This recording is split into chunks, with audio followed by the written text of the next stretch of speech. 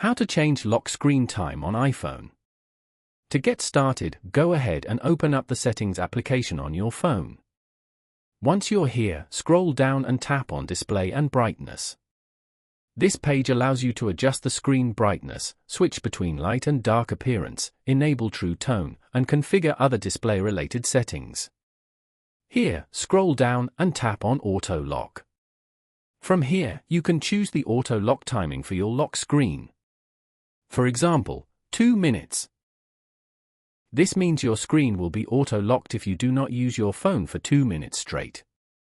This way you can adjust the duration of the screen, effectively enhancing your user experience. Following these steps, you can easily change lock screen time on iPhone. Thank you for watching.